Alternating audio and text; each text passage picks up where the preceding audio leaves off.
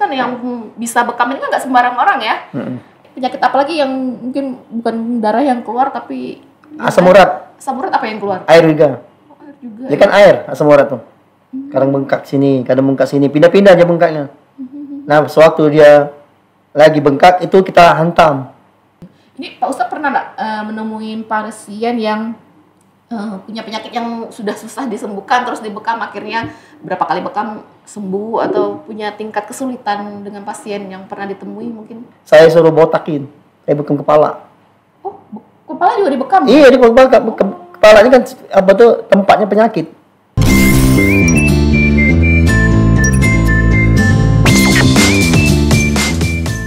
Assalamualaikum warahmatullahi wabarakatuh. Halo pemirsa Cukup Pedas, jumpa lagi bersama saya Ella Sulistiana di program kesayangan kita, apalagi kalau bukan di program Cukup Pedas yang tayang setiap Senin dan Kamis di channel kita di Palpres Official. Nah, seperti biasa kita di tiap minggu nih ada tamu-tamu yang berbeda yang akan membawa cerita yang berbeda juga, membawa insya Allah memberikan inspirasi, edukasi, informasi bagi kita semua untuk bisa kita simak bersama-sama ya pemirsa Cukup Pedas. Nah, di episode kali ini kita sudah kehadiran Ustadz Aceng. Iya. Assalamualaikum Ustadz. Waalaikumsalam. Apa kabar? Alhamdulillah. Alhamdulillah sehat ya. Alhamdulillah Sudah sehat. siap membagikan cerita untuk pemirsa Cukup Pedas ya? Insyaallah. Insya Allah. Oke pemirsa Cukup Pedas, tanpa menunggu lama lagi kita akan langsung mengobrol dengan Ustadz Aceng. Pasti pada penasaran kan apa yang akan kita obrolin? Simak terus di Palpres Official. Nah, pemirsa, di episode ini kita akan membahas soal bekam ya Ustadz. Iya. Ustadz Aceng ini sudah berpengalaman di dunia bekam. Nah, boleh diceritain nggak Ustadz, bekam itu apa sih manfaatnya? Oh, bismillahirrahmanirrahim. Assalamualaikum warahmatullahi wabarakatuh.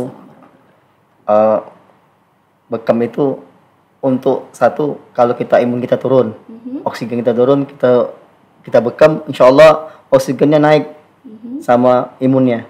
Jadi enak, badan kayak sakit-sakit bisa enak. Lebih enteng gitu ya? Lebih enteng. Yang ada kolesterol, gulanya naik, sama darahnya naik. Insya Allah dengan dibekam, dia punya gula sama kolesterol itu turun. Insya Allah. Itu sudah banyak kita alami. Oh itu ya. Itu kita harus bekam itu, tanda-tanda itu kapan tuh Ustadz? Kalau untuk kita merasakan apa kayak gitu? Badan capek-capek semua. Badan capek-capek ya. Badan capek semua. Kalau ada orang yang apa namanya tuh perawatan sebulan sekali. Sebulan sekali. Tapi dianjurkan bekam ini berapa lama?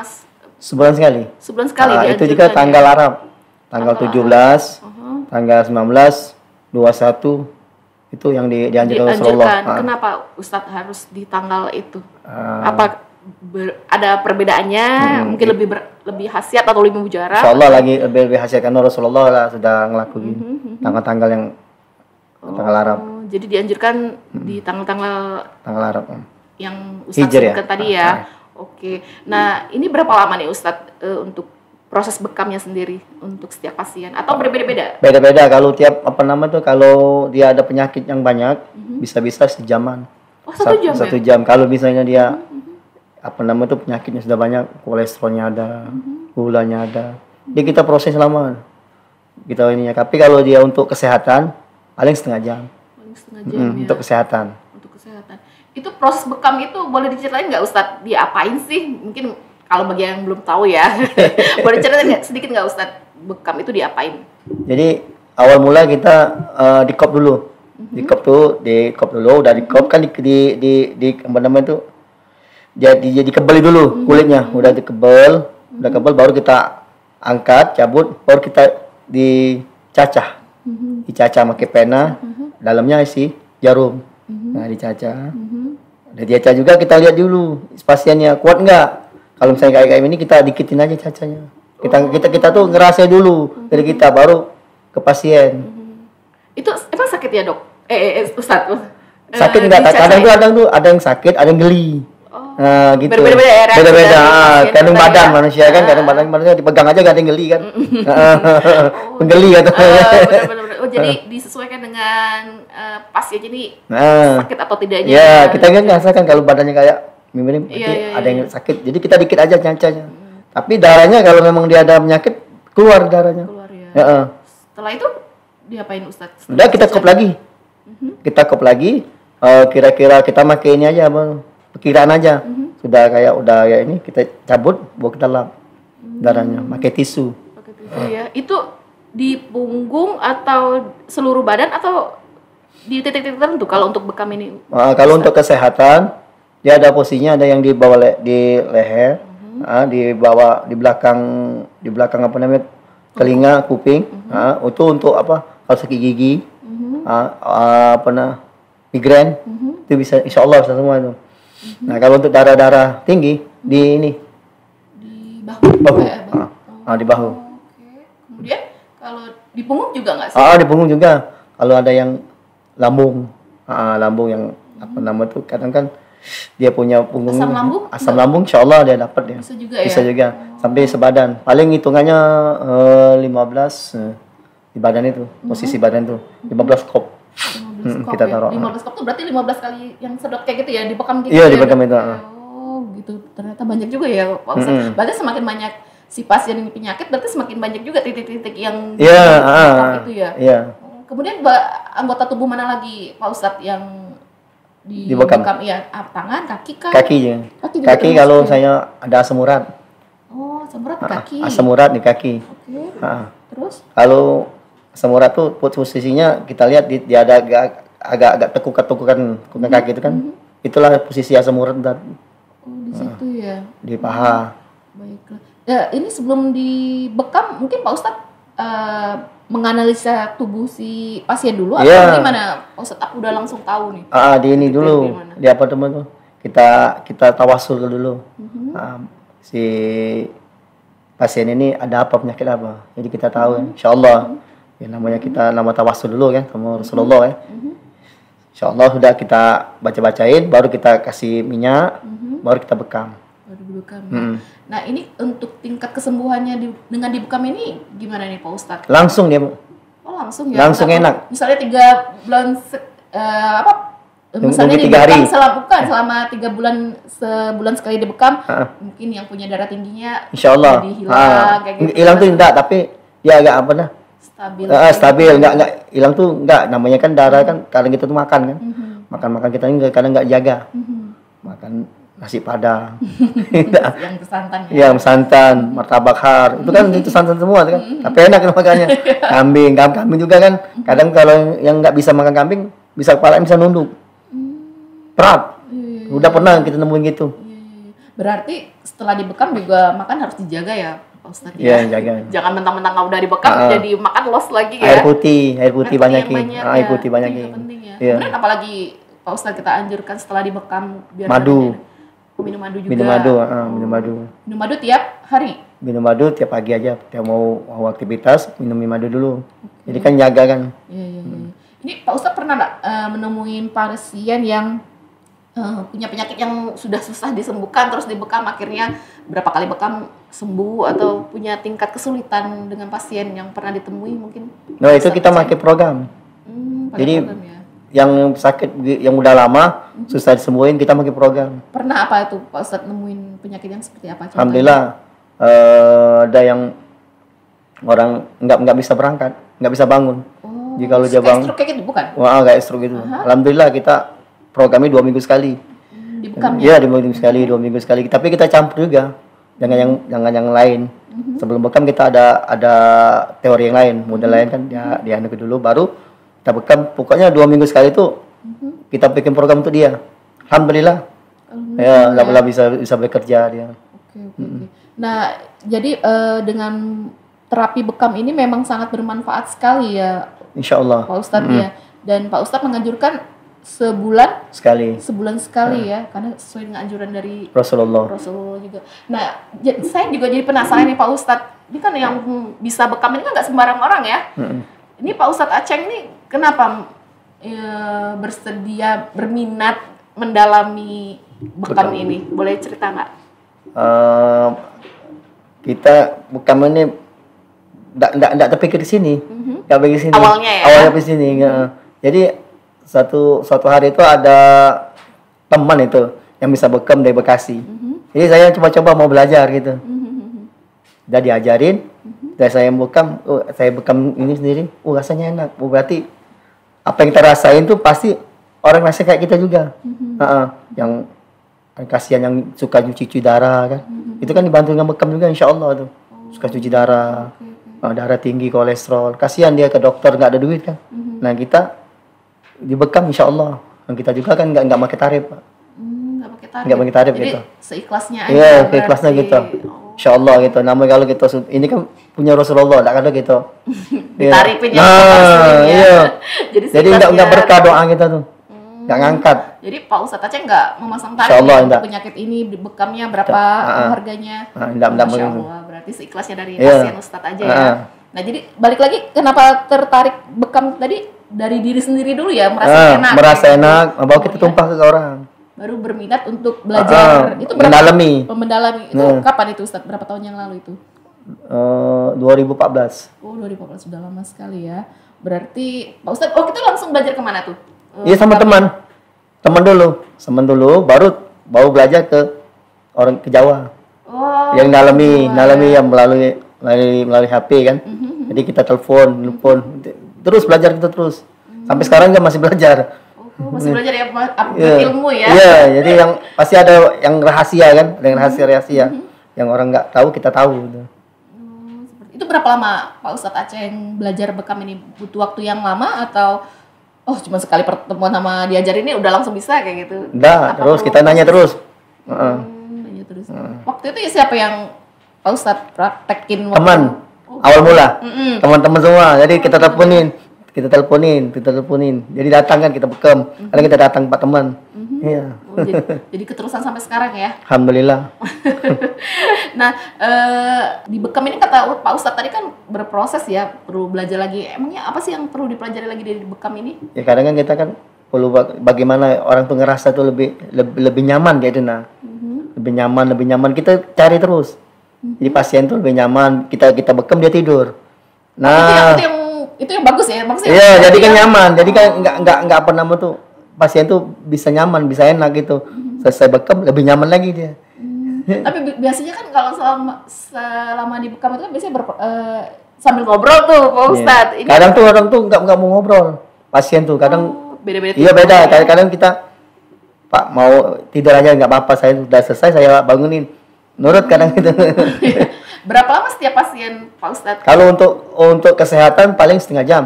Setengah jam ya. Untuk kesehatan. Kesehatan tuh karena sudah pernah sering dibekam kan? Dia pakai program kan. Kalau yang baru pertama kali berapa lama tuh Pak Ustadz? Ya kita lihat penyakitnya dulu. Dicek dulu penyakitnya apa dulu. Apa yang kita mau bekam kan? Itu. Oh begitu. Nah kalau mau pemirsa cukup berminat di bekam sama Pak Ustadz Aceh harus datang kemana sih? Atau Pak Aceh yang mendatangi pasien kita atau gimana nih? Kami siap datang ke rumah pasien. Ya kalau pasien mau datang ke kami siap juga gitu. Oh siap menerima juga di rumah ya. Kadang tuh kan pasien kan enak nyaman lah di rumah dia. Iya. Karena ngapa? Ya namanya bekam ini kan bongkar-bongkaran kan. Nyaman di rumah kan enak dia kan. Kalau namanya di rumah kadang tuh ada tamu lagi datang nggak enak kan. Tapi berarti selama ini Pak Ustadz lebih mendatangi pasien ya? Yang paling jauh pasien mana sih? Sampai ke Jawa nggak sih? Sudah Jawa. Oh, itu paling jauh? Atau pernah ke Kalimantan? Belum, Kalimantan belum. Kalau Jawa sudah. Ke Jawa malahan ya. Oke. Nah itu kalau pas di bekam itu memang keluar darah kotor gitu ya memang Pak Ustadznya? Darah kotor. Darah kotor. Tapi kalau dia kolesterol, dia keluar kayak campuran air. Kayak mungkin berlemak kayak gitu ya? Berlemak, minyak gitu ya? Keluar gabung dengan darah kotor yang keluar. Tapi nggak kelihatan airnya. Seperti itu. Berarti memang beda-beda ya? Apalagi mungkin penyakit apalagi yang mungkin bukan darah yang keluar tapi asam urat. Asam urat apa yang keluar? Air juga. Air juga. Dia kan air asam urat tuh. Kadang bengkak sini, kadang bengkak sini, pindah-pindah aja bengkaknya. Nah, sewaktu dia lagi bengkak itu kita hantam. Kita bekam di tempat bengkak itu. Jadi keluar ya airnya. Alhamdulillah orang 3 bulan terkapar. Tidur aja, nggak kerja. Kita bekam, kita programnya. Alhamdulillah sekarang kerja ada. Iya, dia asam urat ya. Asam urat ya. Banyak itu. Mungkin ada pantangan nggak Pak Ustadz yang mau dibekam mungkin lagi mungkin yang punya darah tinggi nih misalnya tekanan darah tingginya lagi tinggi nggak boleh dibekam. Ada nggak yang pantangan orang yang akan dibekam? Padahal pas darah lu naik dibekam lebih bagus tuh. Oh malah justru iya, bagus yang ya. darah tinggi pas lagi naik, lagi panas, badannya panas betul, dibekam lebih bagus itu. Itu orang-orang takut orang itu. Ya kan kalau nama darah tinggi kan takutnya kalau dia apa-apain kan? Enggak, itu lebih enak gitu, jangan dikeluar. Kita kan ngeluarin. Jadi turun dan naik imun, oksigen. Jadi enak kepalanya. Kan turun imun sama oksigen kan turun itu, pas dia naik darah naik. Pulang ngubang kepalanya. Iya. Pas dibekam, iya. Kepala kayak gitu. Ada orang yang mau kena stroke ringan ini, asa bangun jatuh, saya suruh botakin, saya bekam kepala. Oh, kepala juga dibekam? Iya, dibekam. Kepalanya kan tempatnya penyakit. Itu nggak apa-apa tuh? Enggak apa-apa, itu sunahnya itu. Kan dia ditusuk jarum ya kan? Iya. Gitu. Itu nggak apa-apa tuh? Enggak apa-apa, pas kita keluar kita bekam sini, keringatnya muncul semua. Itu berlaku untuk penyakit apa tuh yang dibekam? Orang mau pas dia mau vertigo.